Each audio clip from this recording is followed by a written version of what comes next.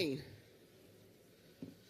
We're going to get this party started again this morning. And I do want to just point out real quick who is a very good friend of mine. And I told him I was going to do this from the podium, and he said he might shout something out. But we do have a new dress code next year for the Business Summit. And if you'll see Bill Bissett dressed here in the green and the shorts for next year, he's ignoring me right now. I know he is. There we go. There we go.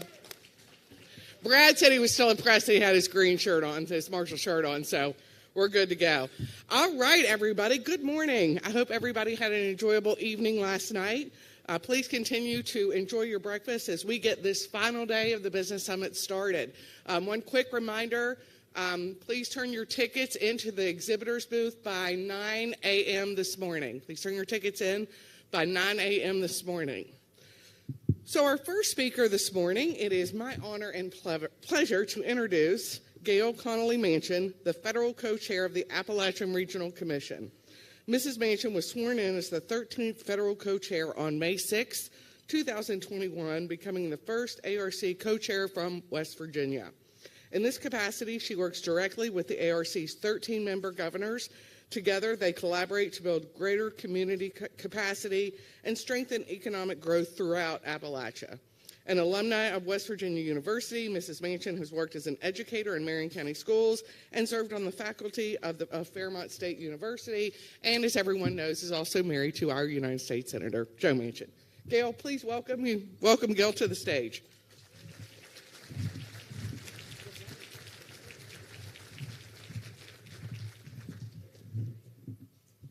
Good morning.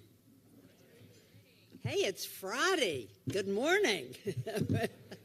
So this is my third year to be up here presenting information about the Appalachian Regional Commission. And I am just as proud to be here this year as I was the first year that I stood before you. To represent West Virginia in any capacity is an honor. But certainly to be involved with the Appalachian Regional Commission is such an honor to me, and to be able to represent West Virginia, as Susan said, as the first federal co-chair from West Virginia, has just continued to make me doubly proud. And so I come here today to just share with you some of the impact that the Appalachian region continues to have across not only West Virginia, but across the entire region. And as I have told you before, and many of you know because you have written grants, you've been involved with the ARC, but we are a federal-state partnership, which is why I'm called the federal co-chair. The 13 governors make up my commission, and every year one governor serves as the state co-chair. This year it happens to be Andy Beshear from Kentucky, and they also alternate R&D every year. And amazingly, it works. Everyone gets along.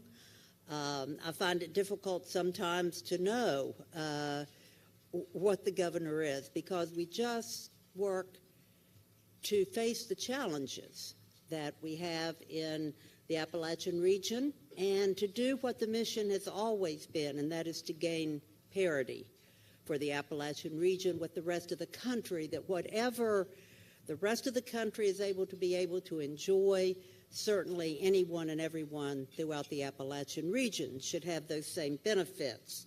So that all is about how we work together.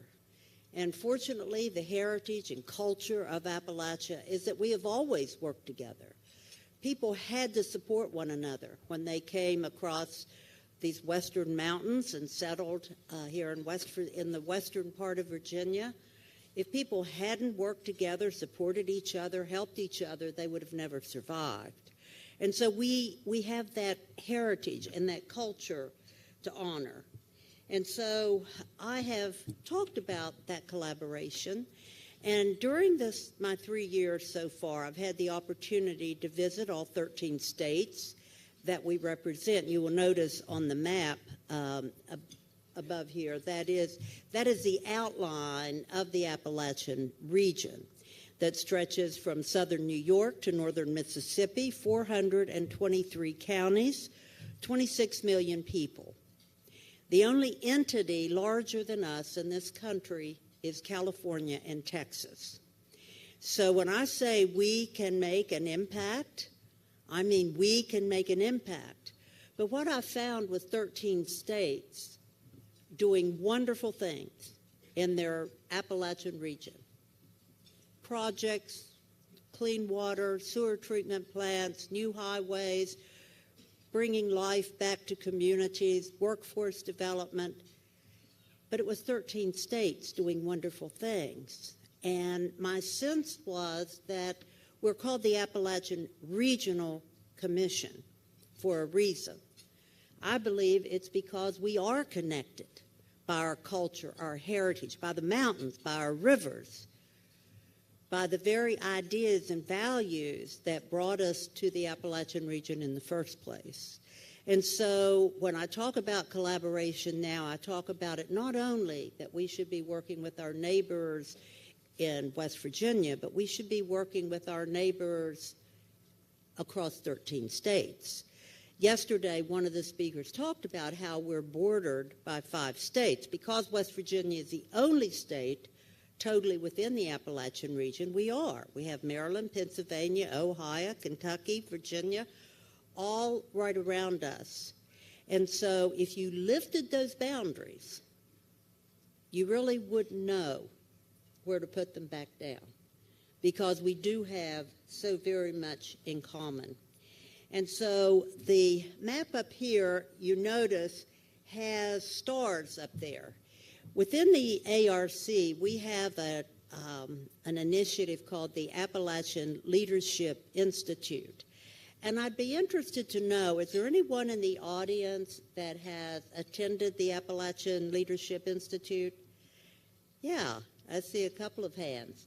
Well, this is a program that invites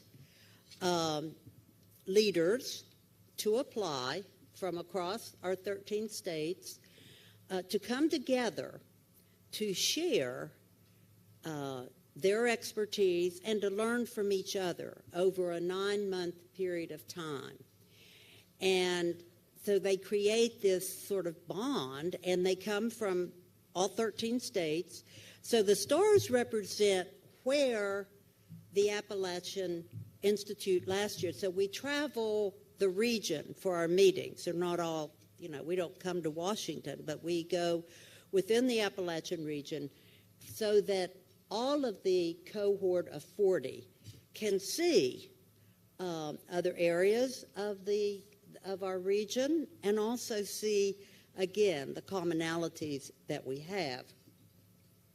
And so it is making an impact. One of the things that happened with the Appalachian Leadership Institute that was not planned, that wasn't part of the planning when the initiative was started, is they created their own alumni groups.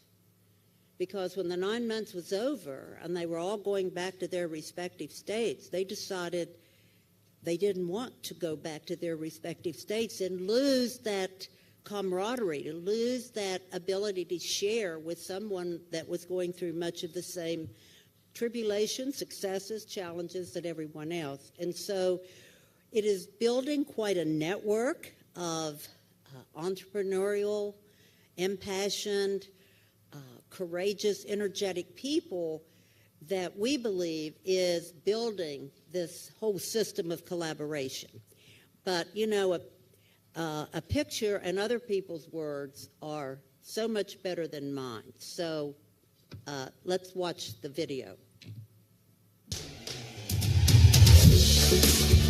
I get to now go back and say, I'm in this leadership institute of like-minded people who see Appalachia as one. The collaboration and partnership that can stem from this cohort is really invaluable. We can take what we're learning individually and take that back not only to our communities, but we're taking it all across the region to spread this and to help build capacity in every part of the region. My interest in the region comes from where I live. I have to contribute and give back and make it a better place. And what better way than the Appalachian Leadership Institute to get me started?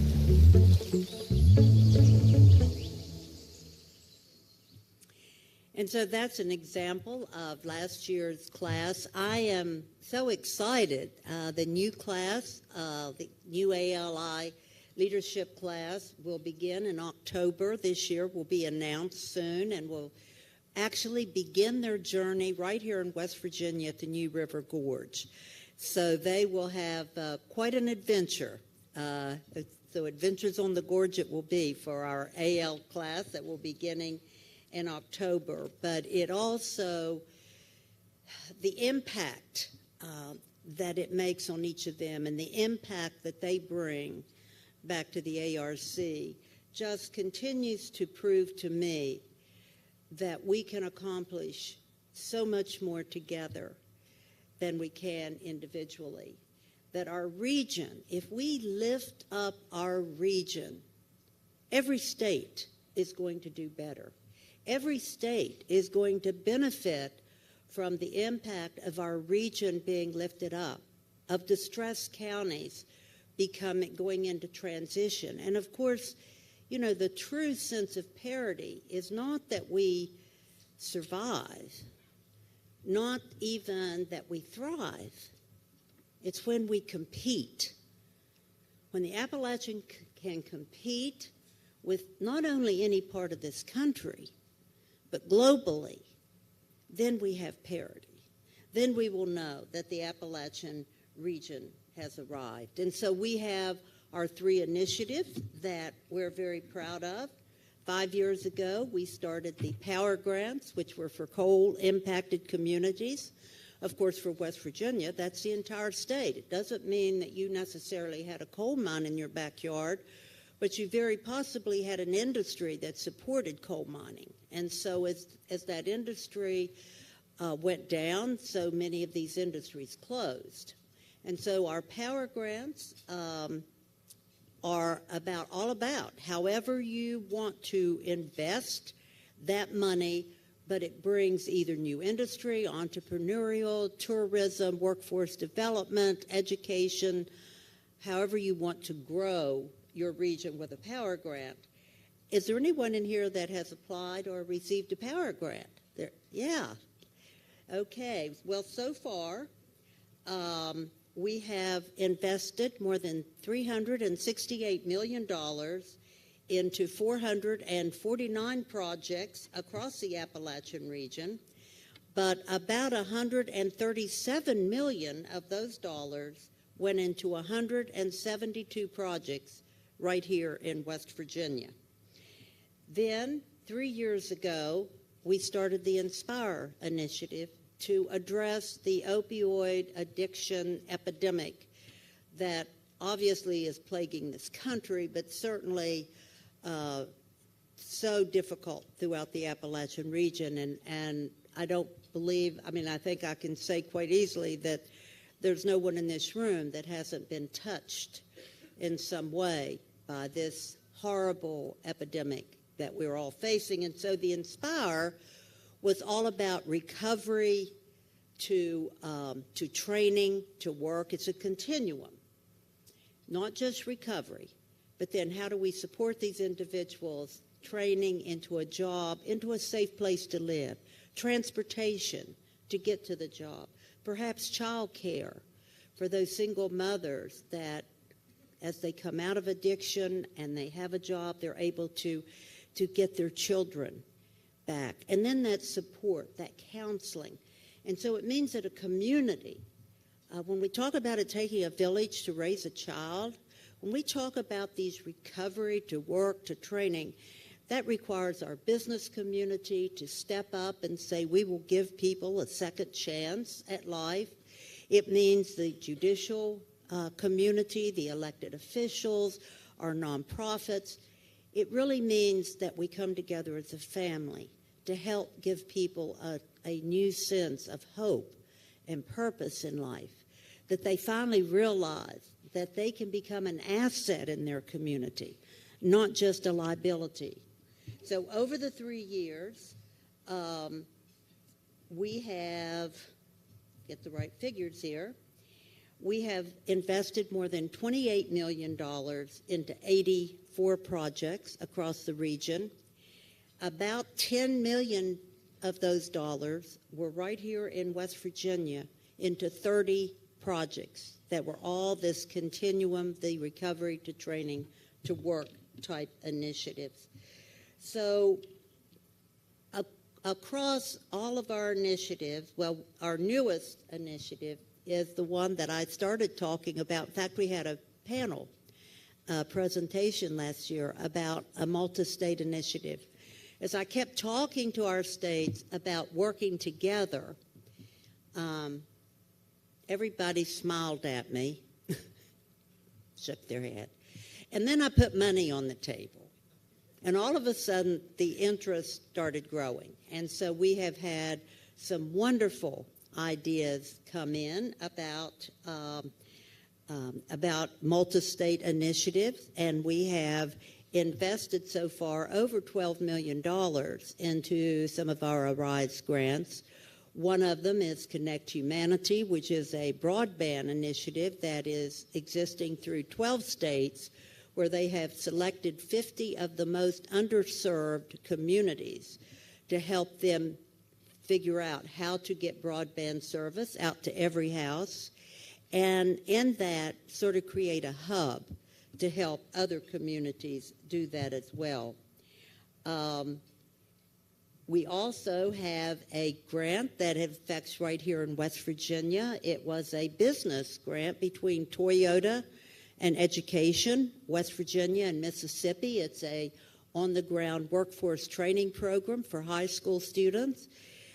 So again, a multi-state, and it was interesting. It doesn't have to be a state right beside of you. So Mississippi and West Virginia are working together through their Toyota plant to create opportunities for young people. Again, training, workforce development. So it's a win-win for both the work world, our industries, and also for our people to understand that you really can, as people have said all through this summit, our young people can stay in our state and get the training, education at whatever level they dream, and they can do it. They can have a great job, quality of life, and stay right here on the land that they love with their families. And so it is wonderful to be a part of that with the initiatives that we support. And certainly with our multi-state initiatives, we have a lot of great ideas coming out, many from our state. Cybersecurity. Wouldn't it be wonderful to be able to say that the Appalachian region has a well-skilled, trained workforce in cybersecurity to support the security of our country? The Appalachian region, as many people have said here, built this country. They have been the security for this country in many ways from the very beginning. And now we just look for those ways. How do we continue to grow that? How do we continue to make sure that the United States has the security that it needs to be the superpower of the world, to still provide for people all over this globe the hope of a better life, the dream of being able to come to America and realize that dream? And so, to me, the fact that the Appalachian region is a part of what makes America so great, that each and every one of you in this room represent the Appalachian region in some way. You represent that character of the people that built this land, that built this country, and that we continue to still come together at an event like the summit put on by the West Virginia State Chamber, that we continue to come together to say, how can we do it better? How can we make it bigger? And how can we make sure that our children and our grandchildren will have the very best quality of life possible? So I appreciate you allowing me to share with you this morning a little bit about what the Appalachian region is doing. I will tell you that my final number here that I wanted to tell you is that we invested last year in 2022 about $240 million. That was the most money ever distributed by the Appalachian Regional Commission since its inception. And while our books don't close until September the 30th, we have every indication that we will top that number in 2023. We've had wonderful opportunities because our president, who is from Scranton, Pennsylvania, an ARC county, has understood rural America and the challenges that it faces, the resources and support that it takes to build the broadband, to build the opportunities for people to be able to live and enjoy the life here. So we have been very fortunate. I'm very fortunate to serve in a time when we've had the funding to do what we need to do. But it is still a blessing to know that I've always understood that a window opens and a window closes.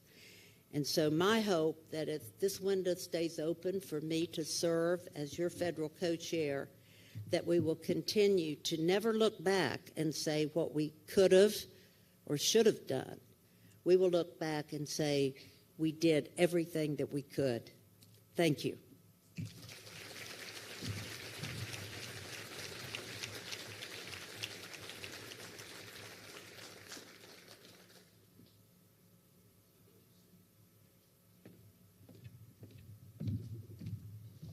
Thank you so much, Mrs. Manchin. I really think that the momentum and the excitement that we've been celebrating here this week are the result of having the right people in the right places at the right time. And Mrs. Manchin, you're certainly no exception to that. We're proud to have one of our own as our ARC co-chair this year. Before we get started with our tourism panel this morning, we have a special announcement for the West Virginia Chamber Foundation's Jobs for West Virginia Graduates program. I would like to welcome Evan Jenkins to the stage.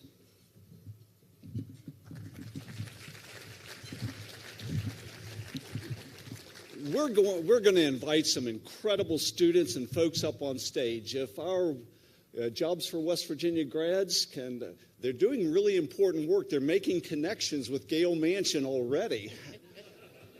And I would like Gail to join us as well.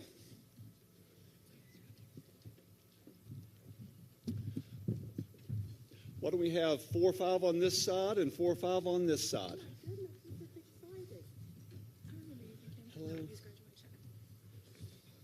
Why don't we have a couple come on over here? Well, Gail started us off this morning with a good morning. Let's do that again. Good morning. It is a great day at the Greenbrier. I saw Elmer over here. Elmer, thank you for the Greenbrier. Thank you for your friendship. Thank you for the wonderful hospitality. It is so awesome bringing people from all over the country, literally the world, to West Virginia and to this magnificent place. How about this year's West Virginia Business Summit? Madam President, where is she? Steve Roberts and the incredible team. Best ever. Has it been a great West Virginia Business Summit?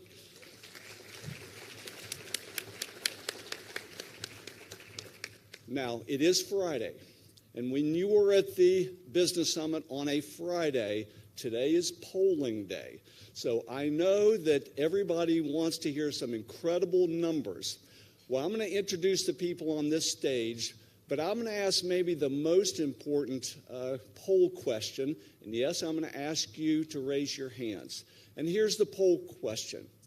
Who thinks we have workforce needs in West Virginia and in America? We are looking for people who are ready to go to work. We have open jobs. We need to address the workforce issues today. Who believes that? Now, I want you to leave your hands up for just a second. Because on the stage here, you have students who are participating in Jobs for West Virginia grads.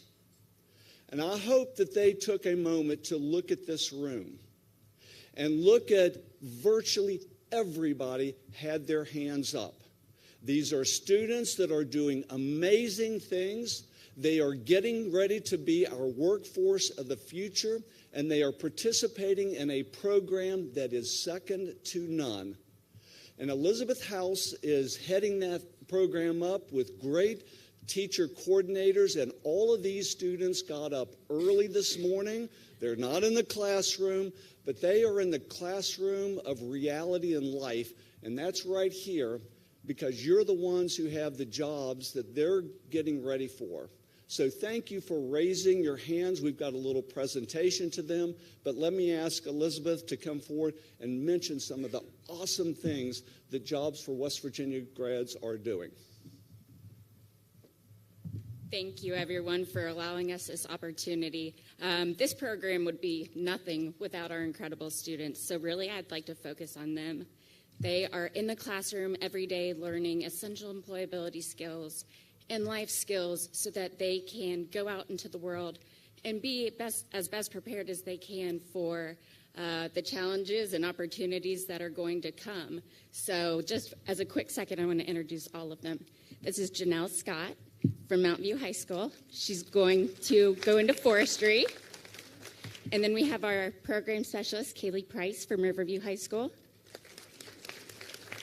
We have Courtney Rogers from Riverview High School. Debbie Crabe, the program specialist at Mount View High School. Our wonderful federal co-chair, Gail Manchin. The also wonderful Evan Jenkins. We have Tavius Richardson from Mount View High School. Kenny Powell from Mount View High School. Our program specialist, Kirsten Blankenship, who is overseeing the programs. Jasmine Rose from Mount View.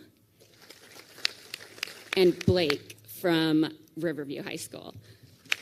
So these students are the future of West Virginia, and it is such a privilege for me personally to be able to get to interact with them and listen to their concerns and hear what they have to say about what they think the future of West Virginia needs, and I would encourage all of you to please say hi to them. So thank you very much.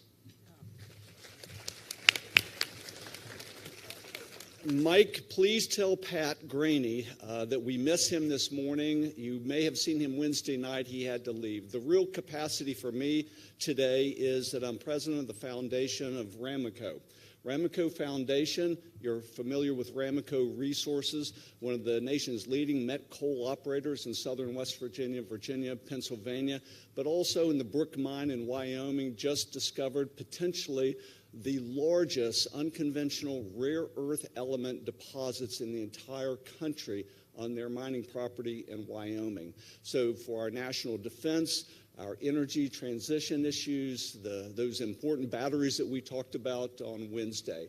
Ramaco Foundation, Pat Graney is a board member. Randy Adkins, the CEO and chairman of Ramaco, we are here to present $50,000 to Jobs for West Virginia grads. Everybody come on up. You guys come. This is for you all. That is wonderful. Yes, it is. So real quick. Held a $50,000 check. Everybody get your hands up. Thank you to Ramaco Foundation and every future employer that supports these wonderful students. This is all for them to get exposure in the great state of West Virginia so that they can continue to live, work, and raise a family here. Thank you.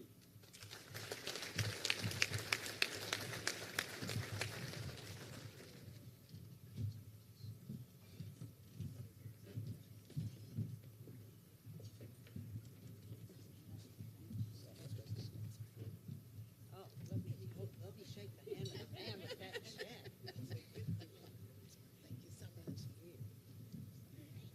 Good luck.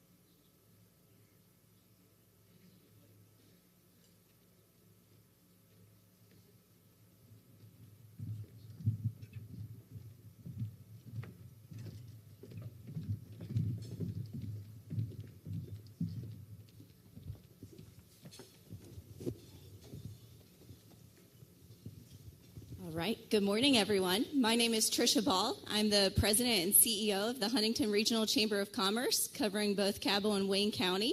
And I'm excited this morning to moderate a panel on moving West Virginia tourism forward. As Mrs. Manchin talked about the Appalachian Leadership Institute, I had the privilege of participating in the inaugural class. And something that has always stuck out with me during one of our sessions, somebody said, tourism jobs might not be six-figure jobs, but you can never outsource a tourism job. So tourism is definitely economic development, a very important topic. Senator Capito talked about it on Wednesday. Our governor candidates talked about it yesterday. So we're really looking forward to this panel.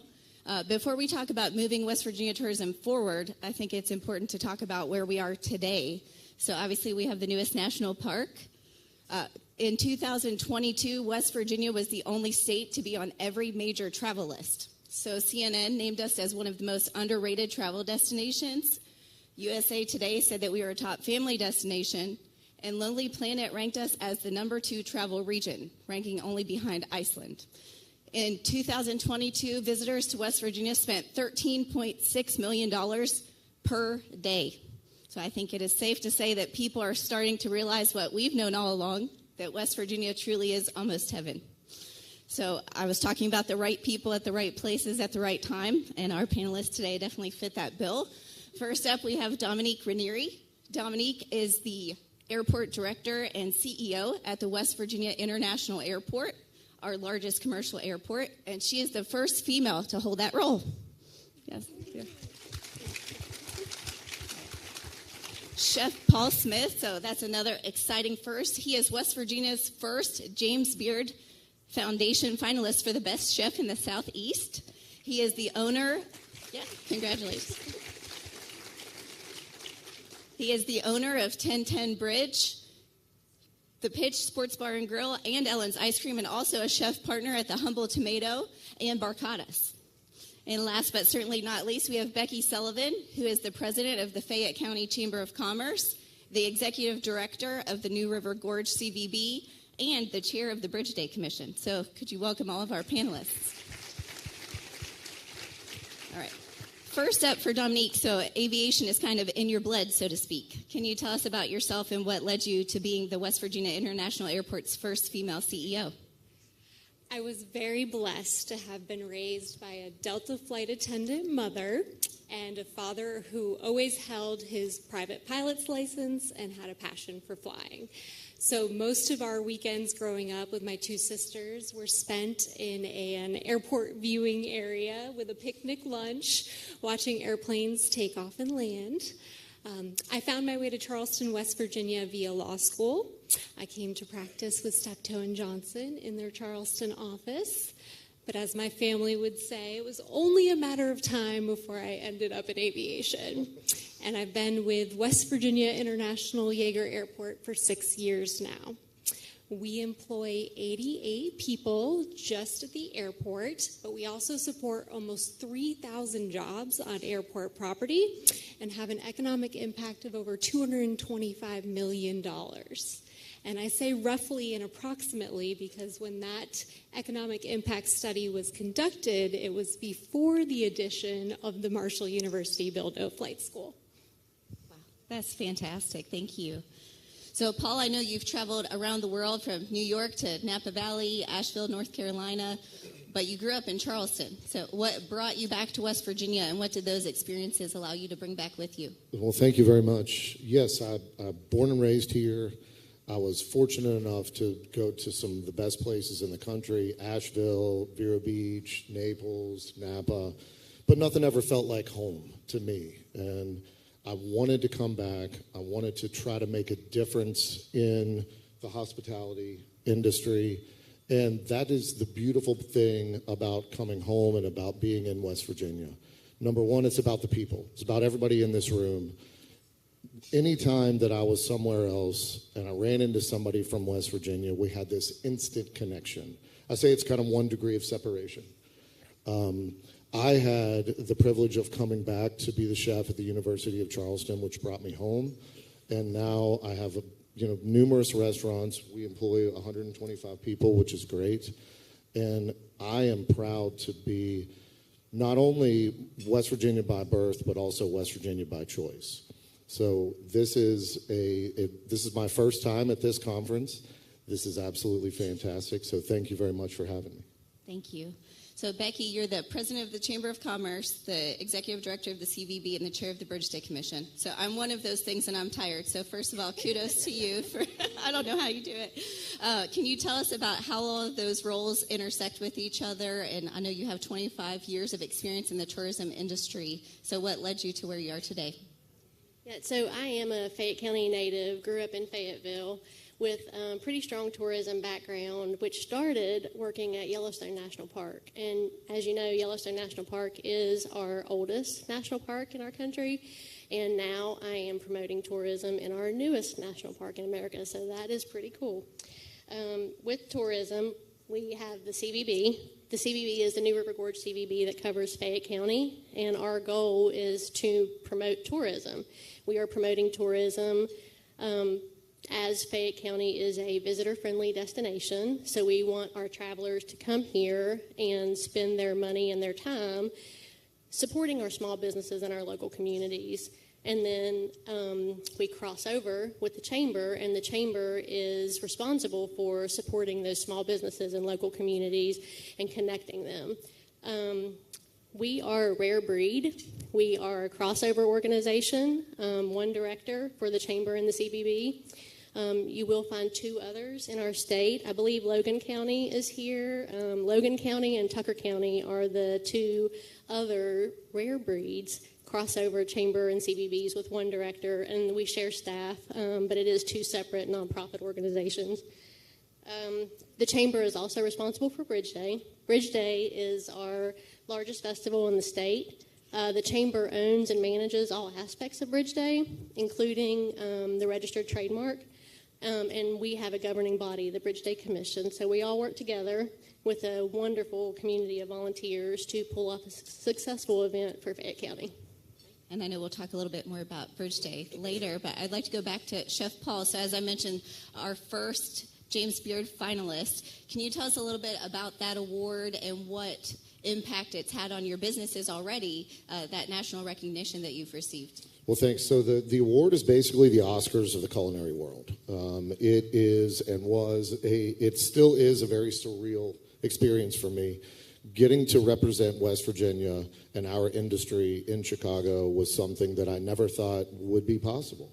But I have a great team around me, and the way that I look at it is we all are in the hospitality industry. I try to look at it as creating an experience. Food is the center of the plate on the recipe of the experience. So it's the filet, but everything else that we try to concentrate on in our different entities is all about the experience, just like West Virginia.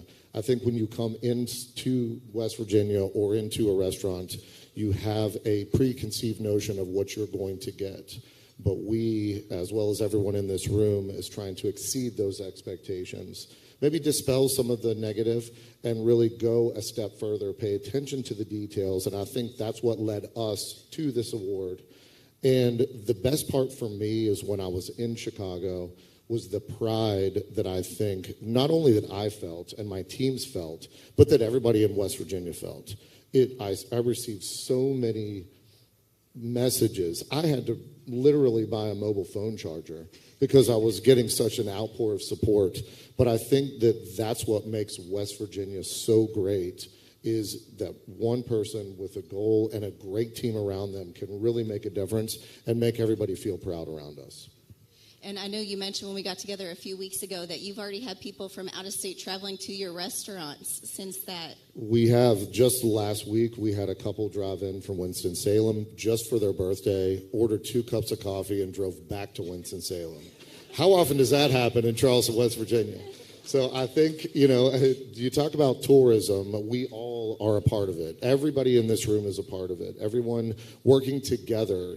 I think right now we are on this cusp of really tapping into the natural resources that we have. And if we work together, then this rising tide can raise all of our boats. Absolutely. So, Becky, I know Senator Capito shared some statistics on Wednesday about the new national park. So can you talk to us about how things have been in the New River Gorge since that designation was received in 2020? Yeah, so I joined this organization in August of 2019. So, the next 2 years of my life were super fun. I was a part of the most resilient class for Leadership West Virginia. It was the class of 2020 and 2021. I see some of my classmates out there. But things just keep getting better and busier. At a time when COVID was top of mind for everyone, the designation and the desire to be outdoors really impacted our region, the New River Gorge area. Visitation increased and continues to do so. Right now we're tracking at about 25% more visitors from now from last year. And then last year, they were already up 20% in visitation with the New River Gorge National Park numbers. I have some notes here about infrastructure projects. So the infrastructure projects that are happening and coming within the national park system include trail repair work, building boardwalks, redoing doors and windows at the Thurman Depot Center with the National Park Service Historic Preservation Center, the new exhibits coming to Canyon Rim Visitor Center, which is located at the New River Gorge Bridge, and this does include new flooring, lighting, and a theater update. The National Park is also working in coordination with the state in expanding a new parking area, which is much needed for our most popular trail, Endless Wall, located in Fayetteville, right outside, or in Fayette County. And the New River Gorge National Park, the most recent article said that they've generated $96.1 million in economic output and support over 1,000 jobs in our area. Another road project is the State Highways is working on Route 19. So they've already begun work on extending median turning lanes, which will greatly increase travel safety on 19, and they are upgrading traffic signals and lighting. The good thing about this is they are working overnight to minimize the impact on the travelers in Fayette County, and they will not be working on Bridge Day, and all lanes will be open. Bridge Day is 50 days away. I don't know if I've mentioned that yet, but it is only 50 days away from today. Not that you're counting or anything. No. And speaking of new infrastructure, Chef Paul and I need to talk about maybe a restaurant in Fayette County. Yep. Nothing like putting me on the spot. Not at all, no. It could be our latest business announcement. What's that? There you go. We've had many special Economic development announcements this happening week. right now, right here. Right here, Fayette County. Mike Graney. Chef Paul. And we are seeing some new businesses pop up and a lot of interest in growing our local communities. And we've seen an increase in out-of-state visitors as well, correct? Absolutely. Yes, absolutely. We are seeing people that are adding West Virginia to their bucket list thanks to the New River Gorge National Park and Preserve. I'd love to hear that. Yeah. So speaking of things that have changed since 2020, I know the travel and tourism industry is completely different post-COVID. So how has that affected the airline industry and West Virginia International Yeager Airport? As with most industries and with most of us in the room, the pandemic definitely transformed the airline industry. At the beginning of the pandemic, we saw a lot of pilot and crew member early retirements. Well, that's led to a pilot and crew member shortage, and that means fewer flights and some scheduling difficulties.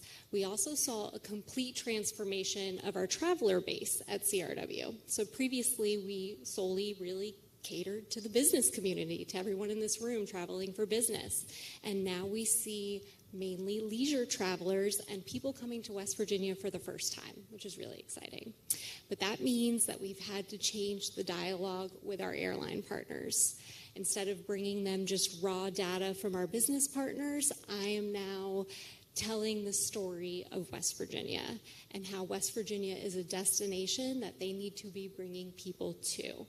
And of course, we can't do that alone. That's why we get to work so closely with our tourism partners, with Secretary Ruby and Governor Justice.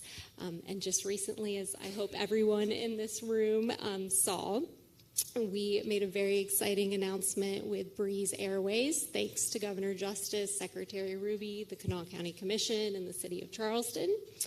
And we're very excited of the many announcements we hope to get to make with them about additional service.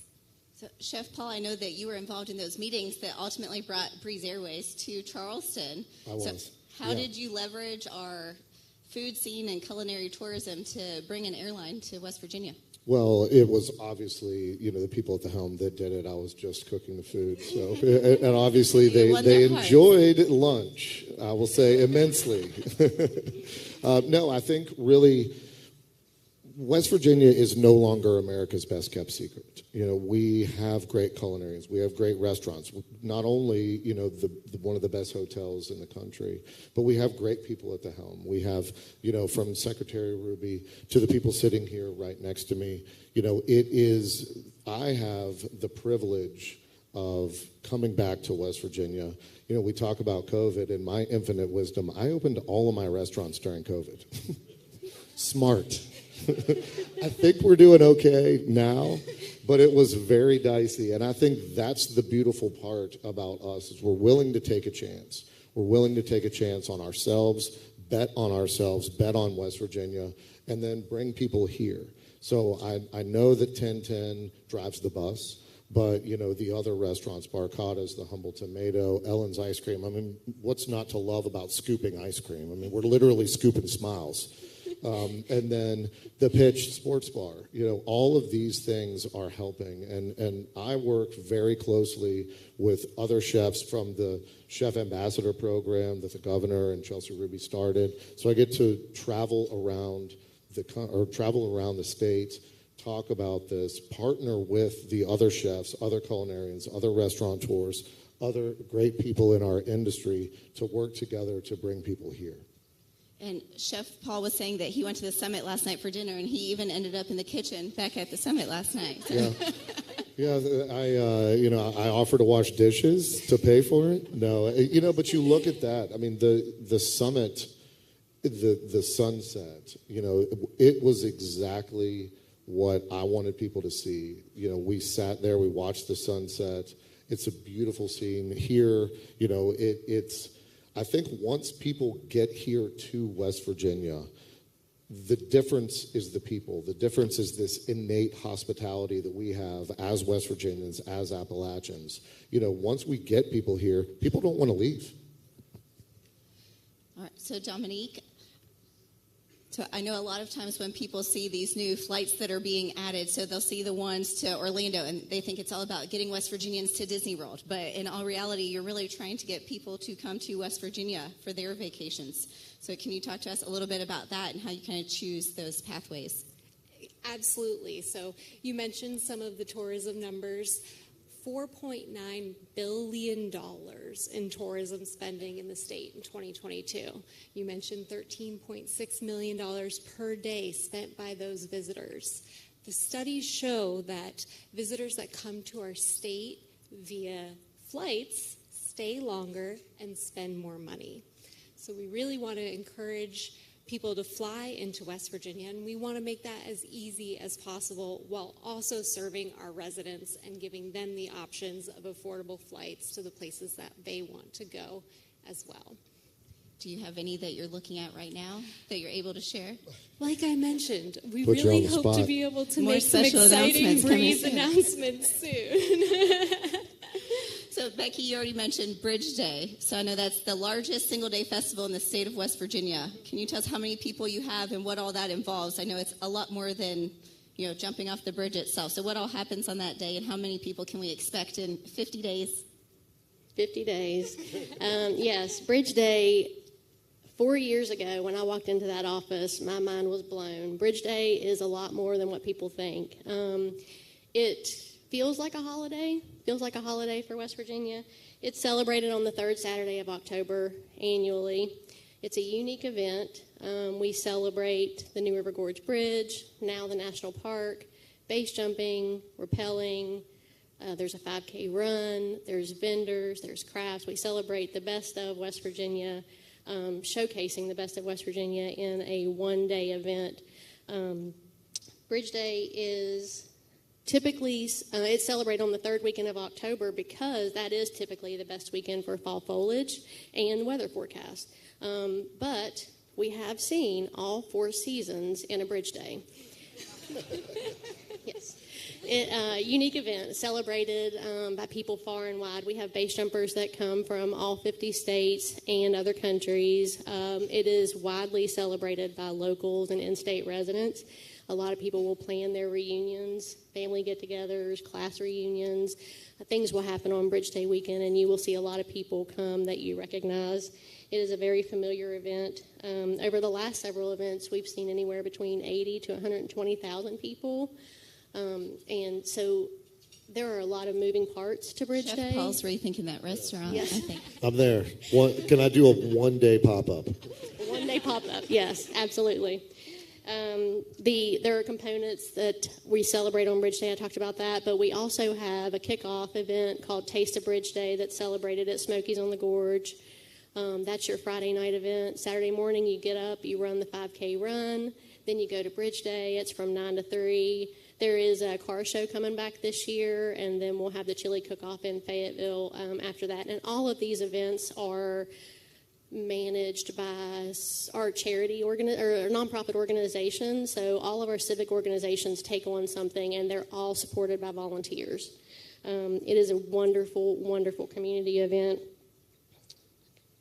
And the economic impact. The economic impact is there hasn't been an economic impact study over several years for Bridge Day, but it is anywhere upwards from a $1.2 million economic impact felt in Fayette County and surrounding areas just from our single day event celebrating a bridge that crosses over the New River Gorge National Park. And it's an iconic bridge. It's beautiful. It's Very easy to see why people will come from far and wide. Yeah, far and wide. It's our famous landmark. It is what we're known for on our state quarter, so why not celebrate it and jump off of it? And I will say that we have the jumping off of it to you all. We have a few airline partners that have heard about Bridge Day and plan to come in to experience it. So that really helps, encourage them to add those additional flights so that people come and experience it as well. Great. So, of course, our topic is moving West Virginia tourism forward. So you have 1,000 business leaders here with you today. So I'd like to go through each of you and ask you the question, what do you need from the people in this room? What can we do as a collective unit to move tourism forward in our state? Dominique, I'll start with you.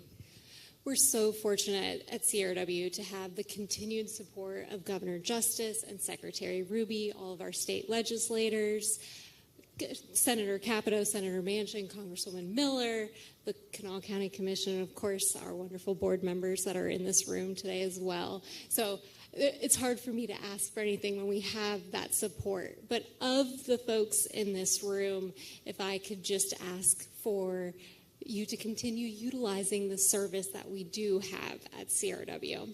It's the only way for us to retain the air service that we have and to get more is to show that our community is utilizing the service that we have.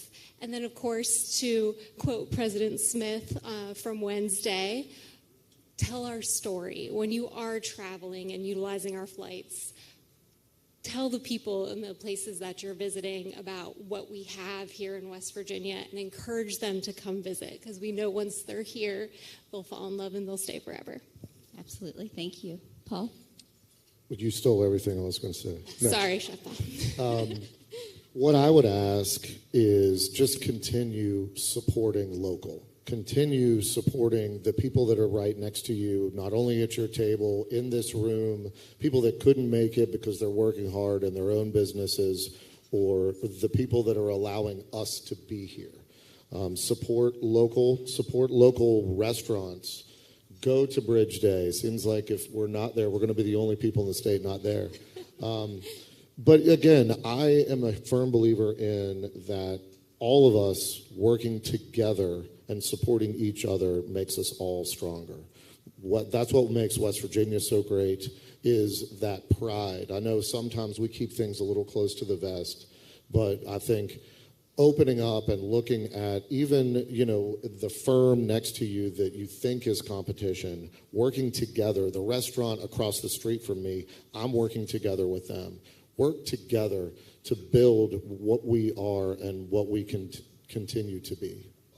And I think that's really refreshing. The first time I ever talked to Paul, he said, I love to see when a restaurant opens across the street from me because a rising tide lifts all boats. And I think that's such a good attitude and perspective for us all to have. Thank you. Becky. Now I have to go last, and I'm going to echo everything they said. They stole some of my lines here.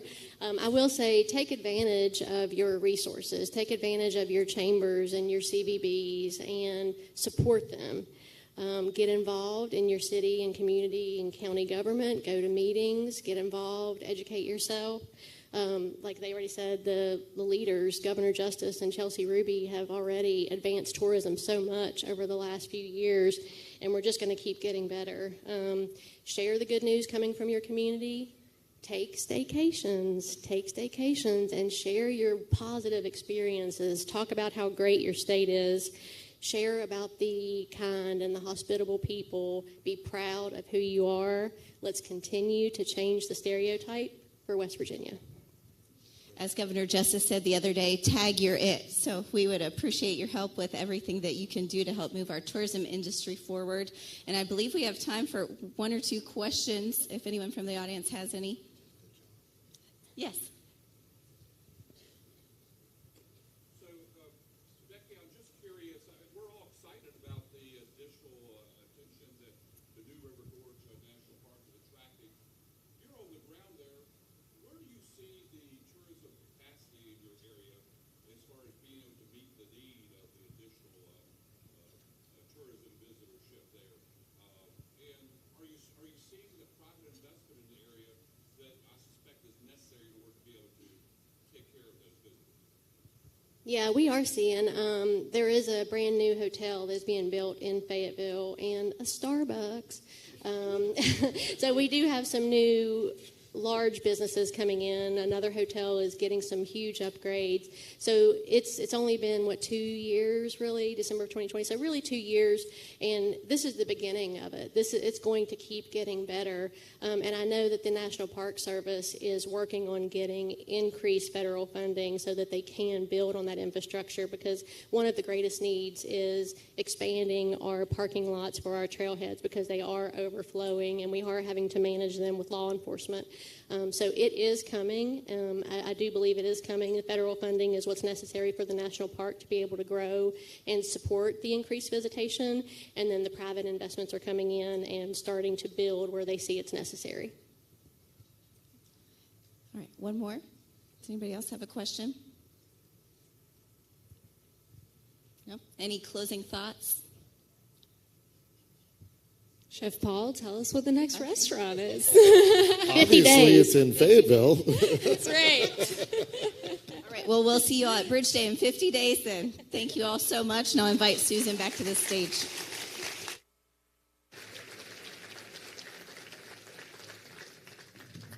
Thank you. Awesome. Thank you. Thank you. Thank you.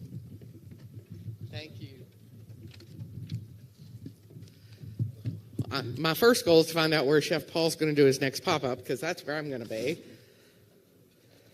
And then I will tell you, Dominique, my son has had the opportunity to travel on Breeze, and he said that it was fantastic. He went to Charleston, South Carolina, and it was, in his words, because he's 20 and it's hilarious, a breeze. So, come on, it's Friday, right? All right, first of all, we're going to do sporting clays. So we are going to announce the top female for sporting clays yesterday. There was a tie, so we are going with the longest stretch that goes to Jessica Rhine. Is Jessica here this morning?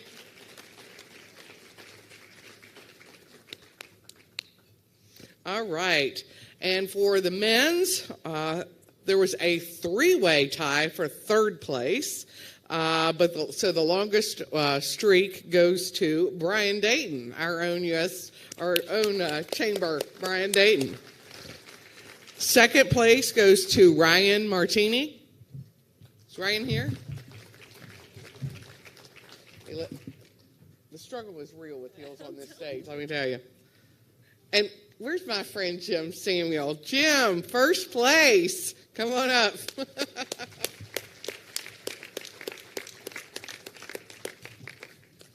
Do you have the trophy? Oh, here we go.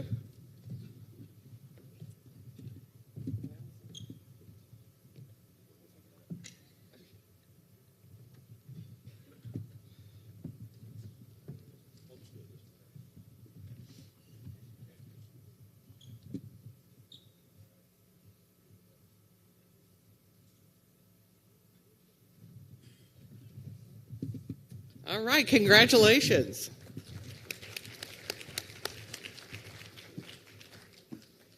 All right, our next panel is discussing how higher education is driving change in West Virginia. I'm going to introduce our moderator, and she is going to introduce their panelists, so if they will make their way to the stage. I really think every time I turn around, I don't even know if she needs an introduction, because every time I turn around, Dr. Sarah Tucker is there. Doesn't matter what event it is, she is there. So Dr. Sarah Armstrong Tucker is the Chancellor of Higher Education Policy Commission and the Chancellor of the Community and Technical College System of West Virginia. She is the first person to hold both of these roles simultaneously and the first woman to lead the Community and Technical College System. Prior to becoming Chancellor, she served as Director of Planning for West Virginia Higher Education. Sarah also has been an asset to the West Virginia's Chamber's New Business Academy series, helping to provide important information and resources to our members. And for those of you who know Dr. Tucker, she is extremely passionate about this, and we are very fortunate to have her in West Virginia. So I will turn it over to Dr. Tucker.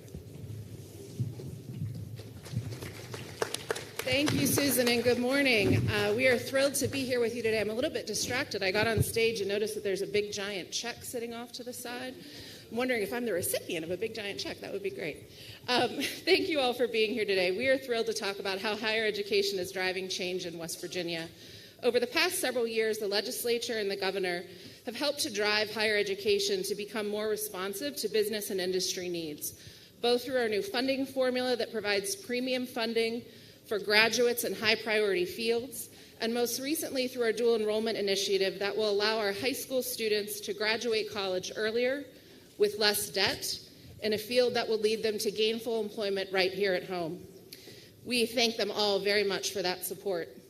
So today we are here with a distinguished group of panelists, 4 college presidents. Let me please introduce Dr. Ramon Stewart, president of West Virginia Tech, Dr. Josh Baker, president of Mount West Community and Technical College, Dr. Eric Cage, president of West Virginia State University, and Dr. Mark Manchin, president of Glenville State University.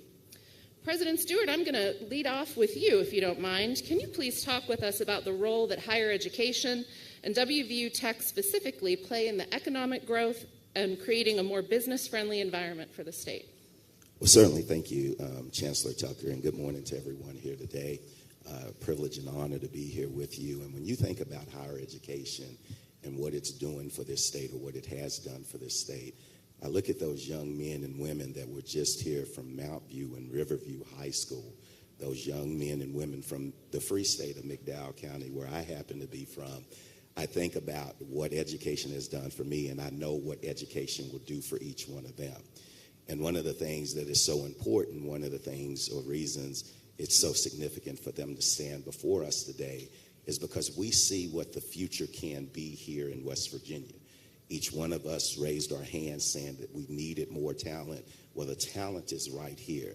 But what we have to do is we have to meet people where they are and help them go to places they never dreamed of going. And we can do that through higher education. We have done that at WVU Tech since 1895, where we've worked with each one of you. We've worked with West Virginia University to, again, meet people where they are and help them go to places they haven't gone. And this is so important because as we think about our state, we think about where we are. I think about at WVU Tech, we have a $35 million economic impact on our region. We work with collaborators like New River Community and Technical College, our partners at Potomac State College. We work with individuals to provide educational opportunity for young people. But the biggest thing that we have to do as the state's Institute of Technology, we have to work with business and industry to establish relationships that we educate people, but more importantly, we work to develop an environment where people want to live, work, play, and raise a family here in West Virginia. And so as you think about what WVU Tech has done, we want to work with you, our business and industry partners, whether it's through our ABIT accredited engineering programs or through our variety of other programs. We want to work with you to continue to elevate as we strive to make sure we're a little bit better today than we were yesterday. Wonderful. Thank you. President Baker, could you share with us how Mount West is working with industry to meet their employment needs while arming students with the skills they need to be successful in their careers?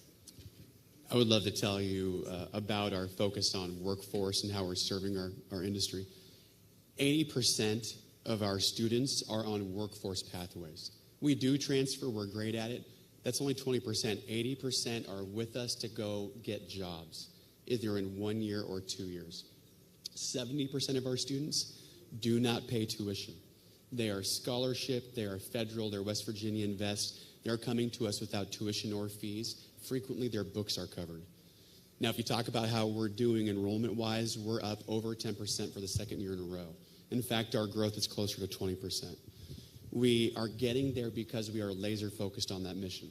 We know that our community needs to get to work, and it's not going to happen through traditional means. If you look at the projections for the state, you could say that we need about a 50% increase in how many people in our state are skilled, and they have a higher skill set. We are not going to get that increase with the traditional 1 and 2 year programming pathway. We need the individuals who are sitting at home, who are not going to college or maybe not even working.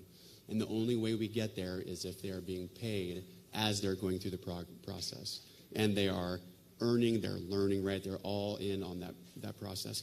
I want you to know that Chancellor Tucker, in partnership with our state government, our legislators, have done tremendous work to allow us to be very successful in this. It starts with the West Virginia Invest, which covers that tuition for those AAS pathways, the workforce pathways. It's the Learn and Earn. If you are a business owner and if you don't know about Learn and Earn, please go find your community college partner, most of which are in the room, either right over there or right over there, and they would happily tell you how to access that. It's half of the wages come from the state if they are in a program related to their work. It's an amazing program. And by the way, these programs that are here, they are not offered across the country. West Virginia has really bought into we need to get people to work and skilled as well. Finally, the dual credit piece. We are very, very concerned about the number of West Virginia high school graduates that do not see their potential. There are many things we need to do about this, but one of them is we need to get them in a college experience while they're in high school. 2 years ago, we had 30. Last year, 120. This year, 180 students on our campus experiencing college, talking to financial aid advisors, 20 credits, everything covered, no book costs. They're on a bus, they have food, everything is covered. The stories coming out of this are amazing. They are walking out of their high school much more prepared to contribute and be helpful and get jobs. I want you to know that as business industry, we need you as part of this. We've been working with C.J. Hughes, Solar Hauler, computer companies like Antiva, Heritage Farm. We want to work with you. And if you're not talking to your community college, please do. Like, nothing makes me more excited than to get a call from a company and say, we want your help. We need training. Please come talk to us. We will be there tomorrow. Just for one more plug for Learn and Earn, for the folks in the room who don't know about the program, it's a 50-50 wage match between the state of West Virginia and business and industry. If you have a student that's enrolled in a community and technical college that you're willing to take on as an intern, the state will pay 50% of their wages while they're going through that program. If you want to learn more, there's a booth right there that has a big banner that says Learn and Earn, and I've got people manning it, and they can tell you anything that you possibly want to learn about the Learn and Earn program, but please, please, please take advantage of it. President Cage, how are you working to carry forward West Virginia State University's land grant mission while also being innovative and adapting to new workforce needs in the region and the state? Well, good morning, everyone, and thank you, Chancellor Tucker, for your leadership in higher education in West Virginia. We appreciate everything you do for our institutions. I want to thank the Chamber for hosting an extraordinary business summit. Certainly want to thank our host for the event, Marshall University, and President Smith. Thank you for your leadership across the state.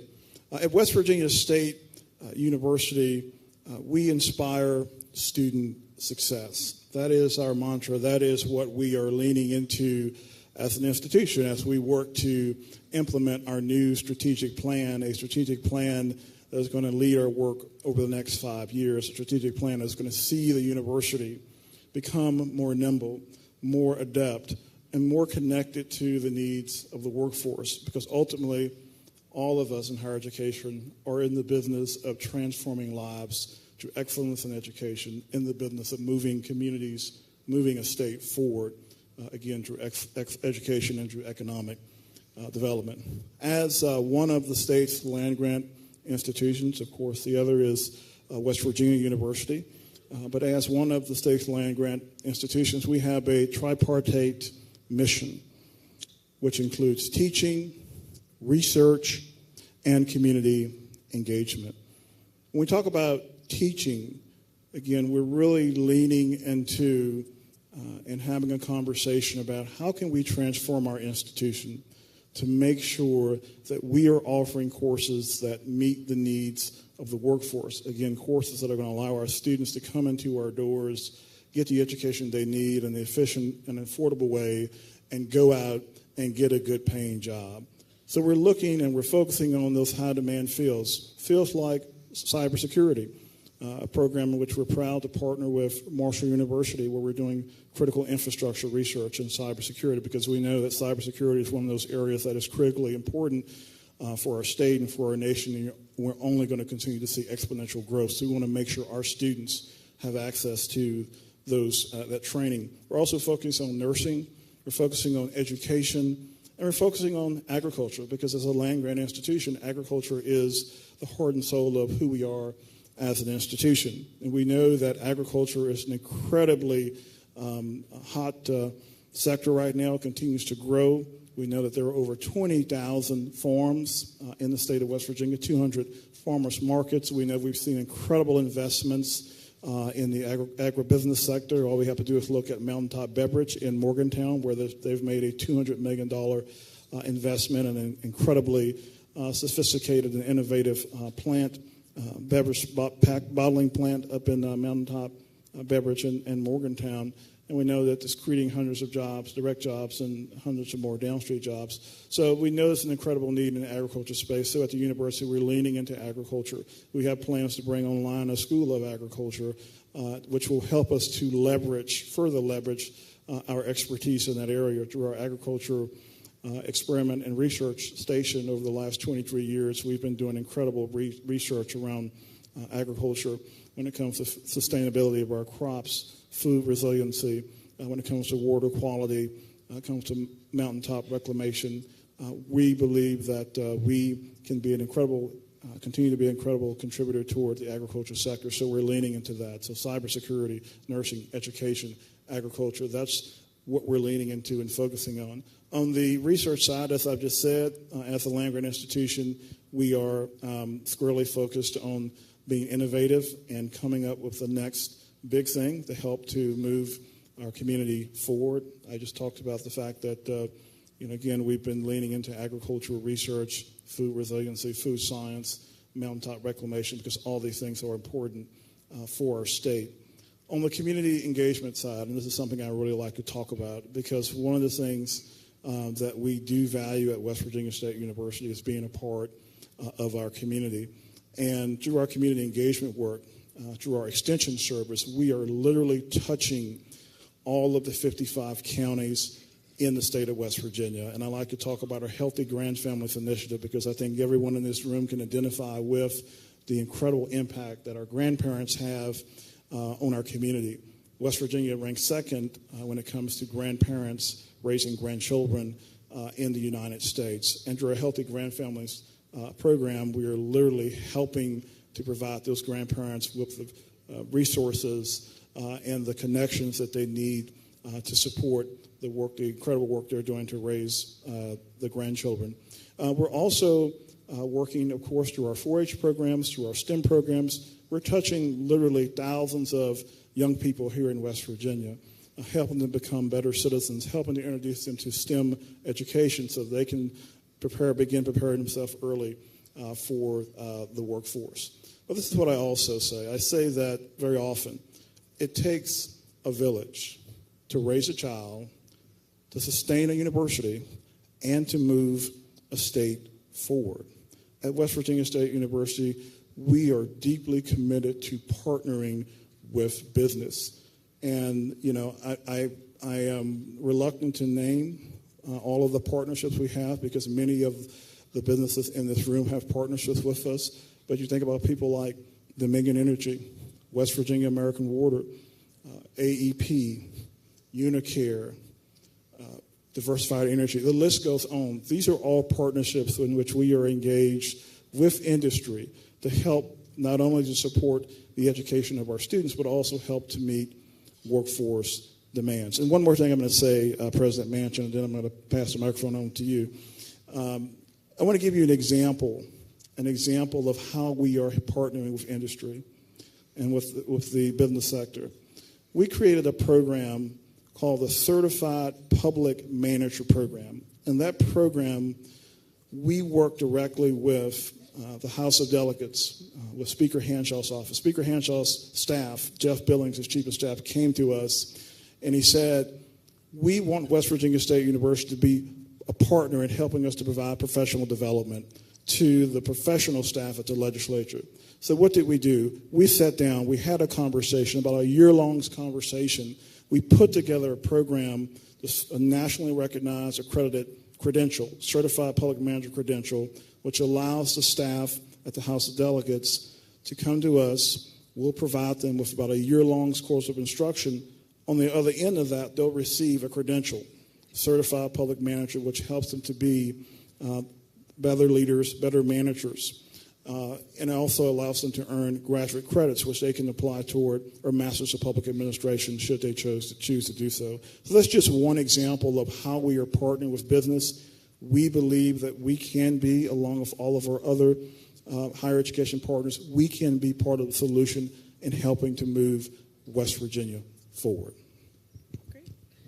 President Manchin, how is Glenville working to address some of West Virginia's most critical challenges, including improving the delivery of health care by linking students with some of the most rewarding occupations possible? That was a mouthful there. Sorry about that. Well, thank you all. And let me first say thank you, Steve Roberts. Thank you, the Chamber of Commerce, for bringing us all together in this forum to discuss the future of West Virginia. Often when I speak to our staff, and I'm sitting there, I said, I don't have all the answers, but all the answers are in this room. And I believe that sincerely, that the future of West Virginia is right sitting in this room as we go forth. You know, in every survey that I have seen, invariably, when we're talking about quality of life, the two highest survey ranks in what improves quality of life is quality health care and education. And that's a real challenge here in West Virginia, particularly in rural West Virginia. Having grown up in a small community called Farmington, West Virginia, is where I grew up. And my family opened up a clinic in the mid-'60s. And I, as a young boy, worked at that clinic and had the opportunity to interact with so many different people who came through those doors with black lung and all the issues that we face, particularly in rural West Virginia. And they would have had to go to Morgantown. They would have had to go into Fairmont to get health care. Now, that doesn't sound like a long way, but in those days there was no interstate. So many of them were intimidated in how often I had the chance as a young boy to see those men and women come in and how thankful they were that we were able to provide them quality health care. So that's where I get where it touches my heart that we're able to bring and touch people's lives in rural West Virginia. And it doesn't get much more rural than Glenville, West Virginia. I don't know how many of you all have been to Glenville, but it's not easy to get there. I enjoy it while we're there, but it's not easy to get there. So what we've done is created the College of Health Sciences that is providing quality health care in rural West Virginia through training. We have empirical data that our teachers in our education field, that those who have grown up and attended school in those rural counties, we have about 13 counties, right in the center part of the state of West Virginia, and that they invariably, if they are trained at Glenville, they'll go back to your Webster counties. They'll go back to your Roane counties. They will go to Gilmer counties or Braxton counties, the rural parts. We found if they go north or if they go south, they don't come back. So what we're working on and diligently working on is providing the training necessary for these young men and women to stay in this community, their community, and make a positive difference in the myriad of different healthcare professions that are available. We're working on that. We're starting that. Nursing, we've been working very closely with Marshall University, and thank goodness for Marshall University and what they've done. I made a cold call a couple years ago to the president. It wasn't Brad, but made a cold call and say, listen, can you help us? And they jumped in. And now with Brad Smith, who has been incredible to work with, and his staff, we have a nursing program in Central West Virginia. And we're graduating. We'll be graduating, but it's through Marshall University. We have the pre-nursing program, and then they go on and get a BSN, but they stay on our campus. If they stay on our campus, they'll practice. They'll stay in Central West Virginia invariably. So not only are we hopefully in the next 3 to 5 years, but health occupations. There are different athletic training, everything that the state of West Virginia needs in quality health care. And as I said earlier, that's so important to the quality of life, and it always ranks very high. So hopefully what we can do is make a positive difference. That's always something that's been instilled in me, is make a positive difference. Touch somebody's life in a positive way that otherwise, if we didn't pass their way, there's a good chance they would have not gone on in life and been successful. So that's where higher education, and I often say, and I mean this so strongly, that other than the health profession, perhaps, or the medical profession, there is no other profession that has such an impact on people's lives as education. For if we do it right, there's a good chance, there's no guarantees, there's a good chance that young man or young woman will go on in life and be successful. But I can tell you this, for those of you out there who are parents or grandparents, that if we do it wrong, can you imagine sending somebody out into this world without the necessary skills to be successful in life? I don't want that. You don't want that. So it's all of us in this room who have to make that difference. So that's why we come here today. Our education department, Glenville State University for years has been known producing quality teachers. So we're going to continue to provide teachers for the state of West Virginia into the classrooms of West Virginia. 99.6% of all the leaders in the United States, in the United States Senate, House of Representatives, in the state legislature, all went through public education. So we're going to provide the quality teachers necessary to move this state forward. We are going to provide you the quality health care in central West Virginia and rural West Virginia that'll make a difference in people's lives. And that's what we in education, us four sitting up here right now, and what an honor to be sitting with all of you and making a positive difference, given this opportunity. So we're going to continue to work, Chancellor, for the people of West Virginia and rural West Virginia to make a difference through Glenville State University. So I have one last question. We have about 6 minutes left.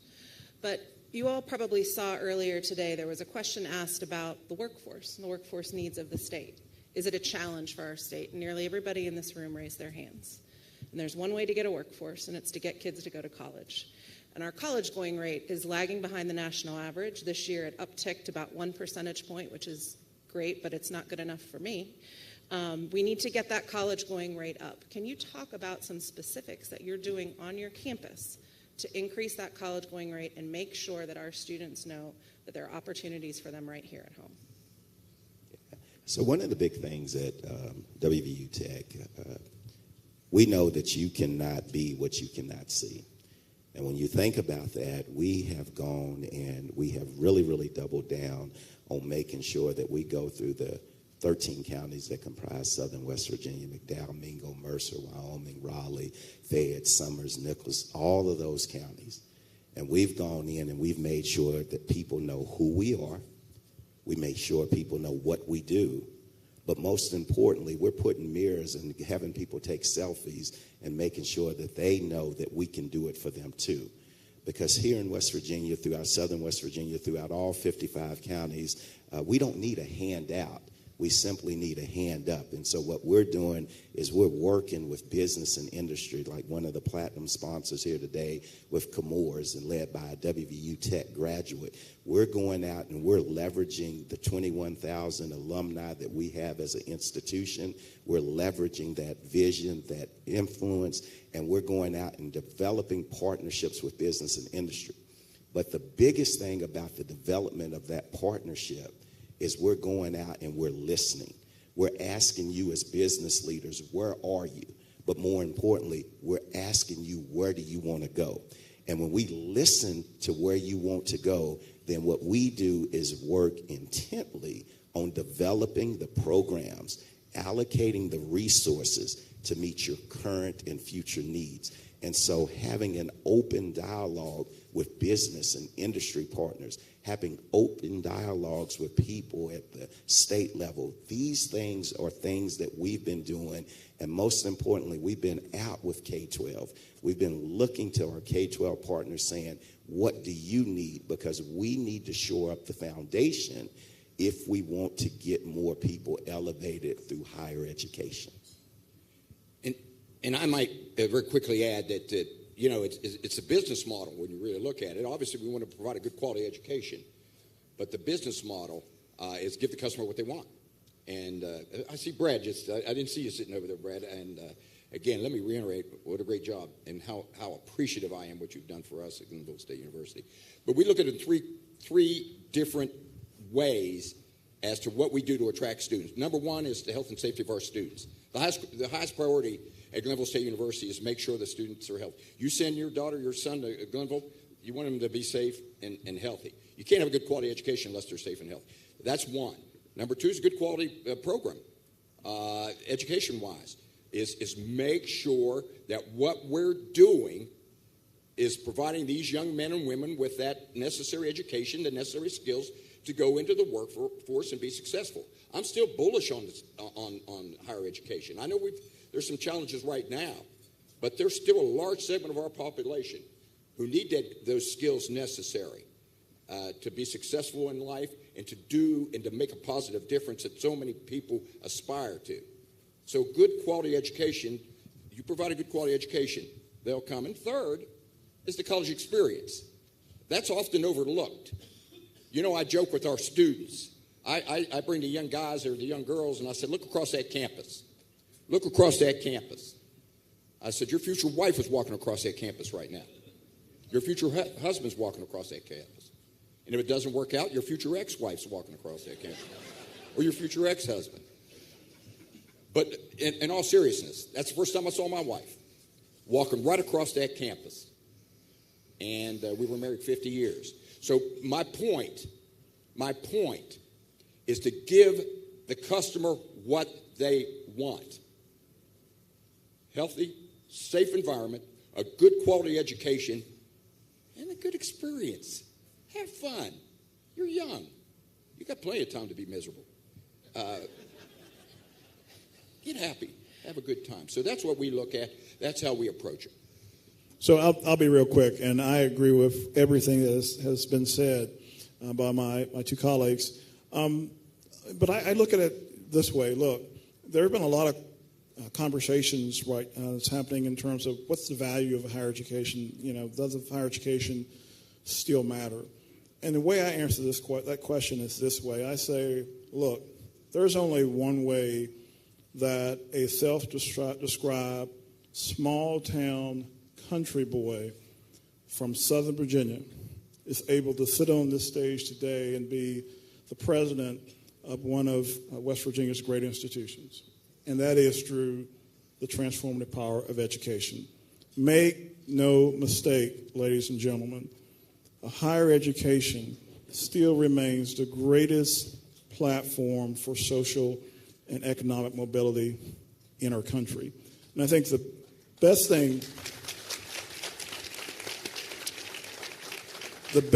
I think that all of us can do is to really deliver that message, to try to cut through the noise. Yes, we need to be more innovative. Yes, we need to look at affordability issues. Yes, we need to be more nimble and offer more options in terms of delivery of higher education, but please, please, please join us in delivering that message that higher education still matters. I want to double down on my previous comments on some of the strategies we're implementing with dual credits, pathways, stackable, etc. And I very much believe in those, and they are proven. I want to answer as a father. My emotional support animal is over there. He's 13. It's Elijah. And I see his friends. They're struggling. The youth in our communities are lacking hope. They are struggling so much. And they need all of us to do everything we can. I've had so many conversations the past couple of days of what do we do? Like, what do we do to help K-12? And they literally need all of us to step up in every single way we can. Mentorship opportunities and just being there and coaching. Being at the YMCA on Saturdays and coaching. I see so much. We literally need everyone to lift where they are to get our youth where we need them to be. That was a great way for me to go into my ask for all of you, because I always end a panel with an ask, and I appreciate all of you very much on your answers today. You all are the business community. We have a college going rate problem. We have a hope problem in the state of West Virginia. When I go out and I talk to students in K-12, not once do they tell me I'm choosing what I want to do for my future because of the football team. Not once do they tell me that they're choosing what they want to do because of some high-quality dorm. They tell me that they want a job. They want a job that will pay them enough money that they will be better off than their families were. They want security. They want to know that they will be able to feed their children. And that's where we need you. We need you to stand with higher education. We need you to say, yes, kids, these programs are important. I need people who are educated in X, Y, and Z. And the colleges that are out there to do that sit here and sit all over this room. We need you to stand up with us and help us do that. And so I encourage all of you, reach out to me. If you don't know where to go, I can be your point of contact. I've got all the colleges in the state. Or reach out to your local college if you're more comfortable with that. We will help you, but we need help. We need your help too. So please reach out to us, and we will do everything we can to supply your workforce and to make sure that the students of the state of West Virginia are taken care of. Thank you all very much for having us be here today. Take care.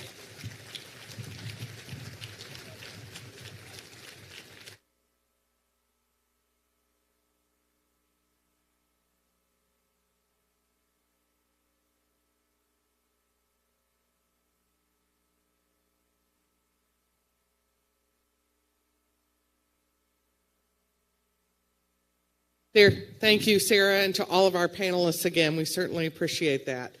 All right, next, before we get to one of our most long-awaited presentations of the day, we are going to go ahead and do our exhibitor prizes. So, want to announce the 2 gift baskets and the 2-night, 3-day stay at the Greenbrier. If you are a winner of one of these, you can go to the chamber booth in the hallway, and they will take care of you. So the first gift basket, goes to Jill Scarborough. Is Jill here? Is Jill here? Oh, okay. All right. The second gift basket goes to Suzanne Hollingsworth.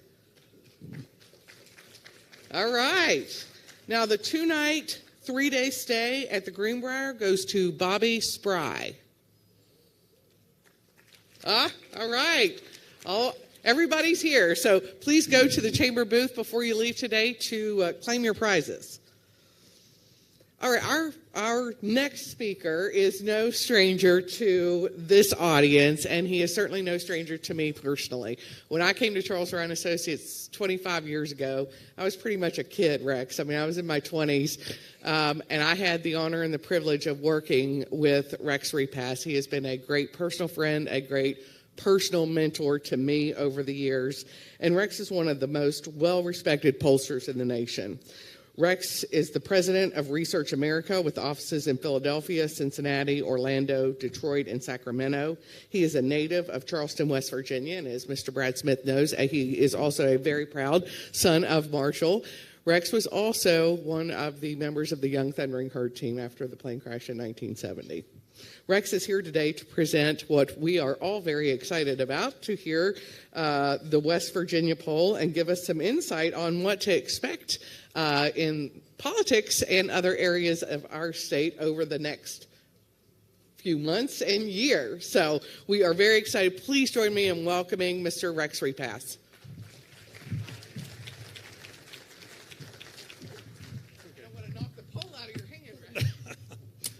Well, thank you, Susan.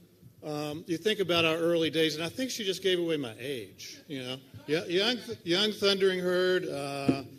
We worked together at Charles Ryan back in the 90s, and she's been there 25 years. However, we will move forward.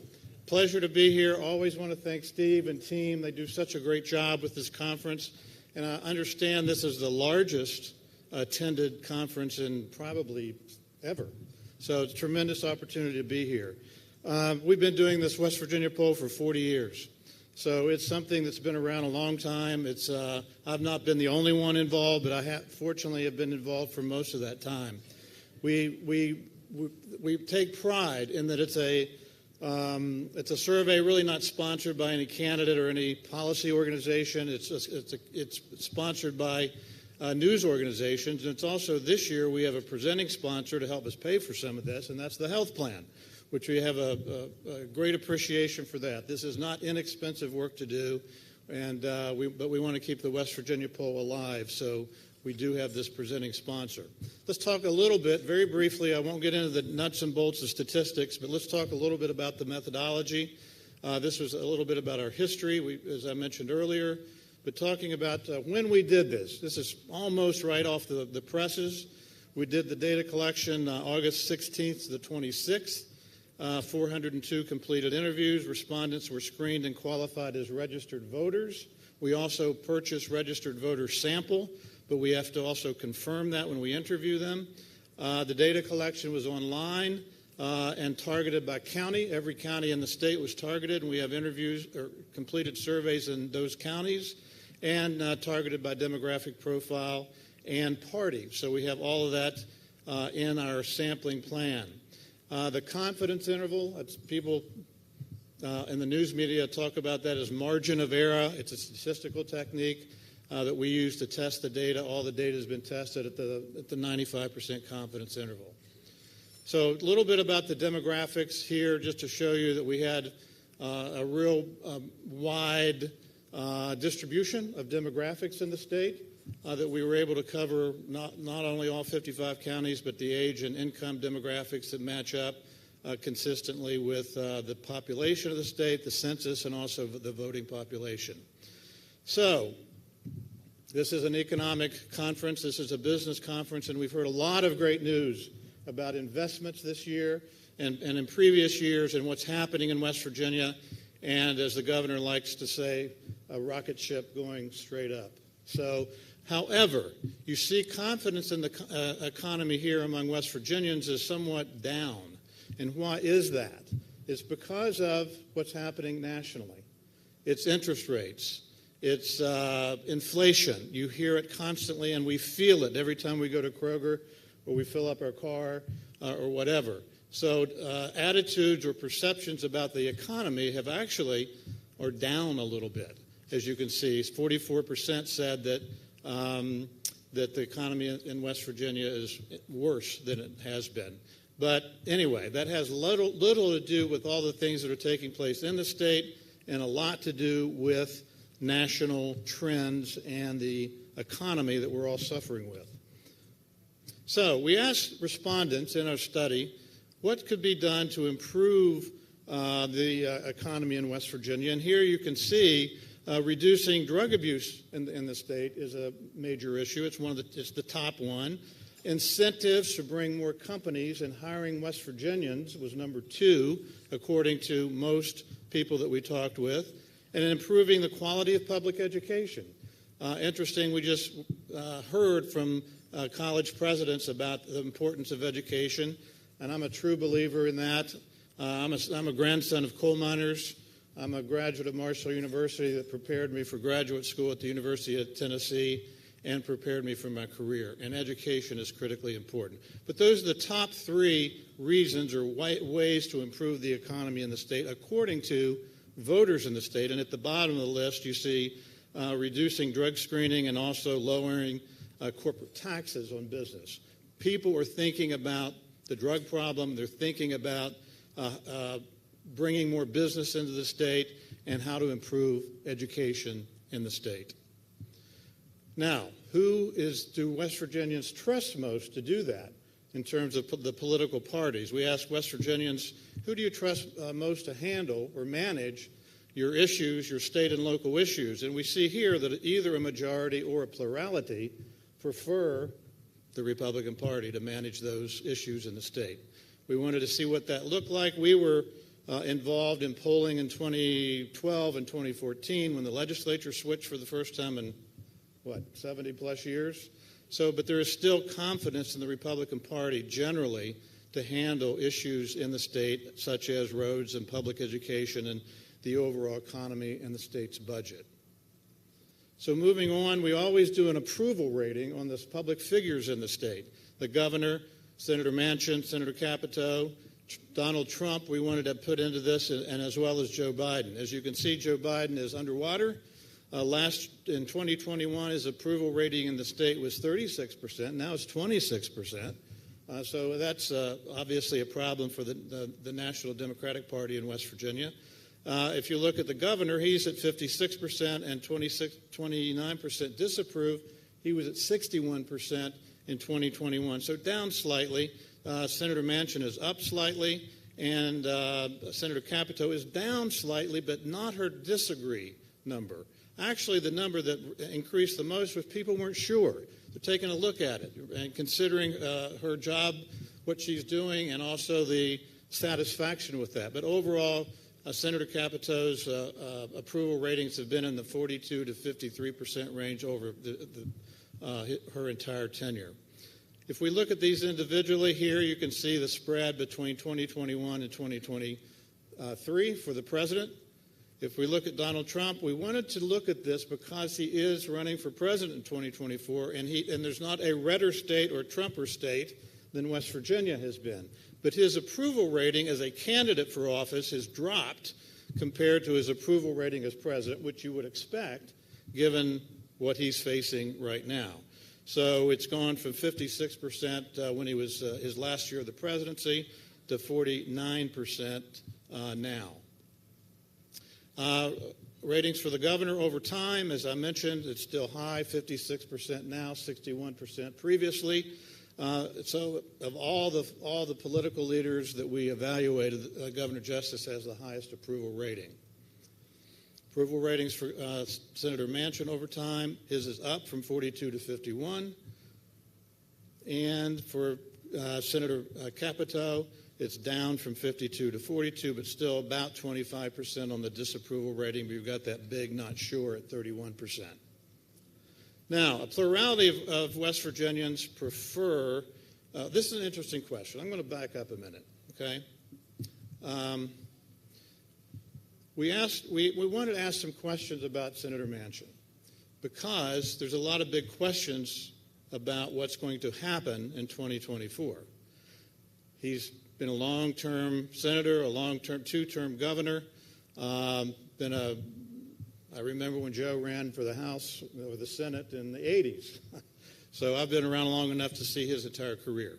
But it's interesting because people are talking about what is Senator Manchin going to do in 2024. So we thought it was important to ask West Virginians what they prefer that he does. If it were up to them, what would they recommend? So we asked the question. And I'm going to go back to that slide now. Whoops, wrong way. Whoop, there it is. Okay. So we asked, what would you recommend or what would you prefer that Senator Manchin do in 2024? And 40%, a plurality number, said retire from public office. The second most frequent response was run for another term for the United States Senate. And third, run for president as a third-party candidate 24%.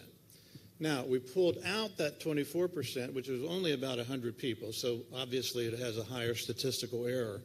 But we did learn from them that 34% would be very likely to vote for him for president. 50% would be somewhat likely to vote for him for president. And only 16% said that they were not likely to vote for Senator Manchin for president. So roughly 8 and 10 would say I would at least somewhat consider or very likely consider voting for Senator Manchin as a third-party candidate. So we thought that was interesting. We'll see what happens. We're certainly going to be doing a lot of this work in 2024 with the Metro News Radio Network, and we'll be continuing to ask these questions. Now, we're going to get to some of the races. So, we looked at the Republican primary. Who's going to be the nominee in the Republican primary for the U.S. Senate? So first we had a trial heat with Congressman Mooney and the governor, and you can see as a pretty substantial lead. Yes, it's early. Yes, it's a trial heat, but the data is pretty strong in terms of the viability of his Senate candidacy at this early date. So a 58 to 26% lead. About 16% not sure. I will add that this did include leaners here too. We did the same for the governor's race. Here we see that Moore Capito has a 32% preference. Patrick Morrissey was second at 23%. Chris Miller 9%. And then Mike Warner 7%. But the big number here is 29% undecided. And these numbers do include those who were at least leaning somewhat toward one of the candidates. So a big hurdle for all the candidates in this race for a governor, the Republican race for governor in 2024. But at this point in time, it looks like that Moore Capito has a lead, and even if you take the margin of error into consideration, it may be a slight lead.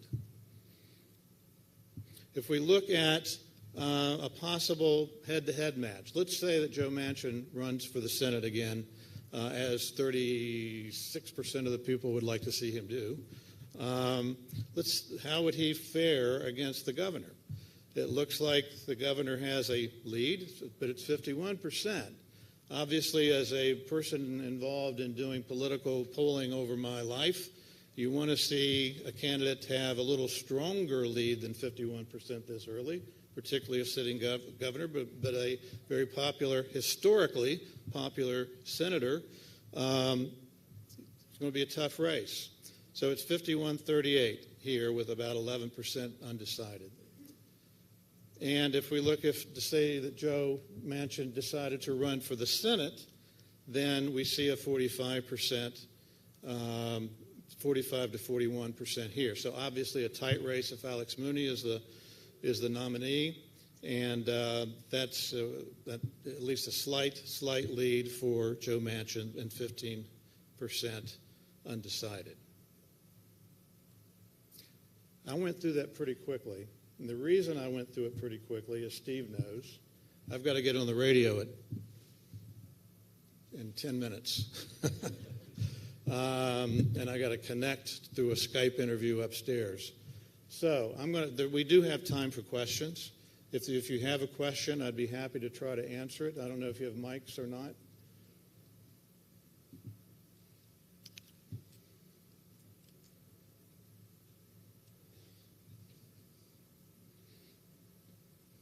Now, by the way, we do have several other questions that will be released on Metro News beginning Monday. We have some more questions on the economy. We have some more questions on public education in the state and areas to perhaps try to support and help public education in the state and go to a higher level in the national rankings. We also have a sports question. I'll tell you, it's related to WVU. I won't say any more than that. I won't say any more than that.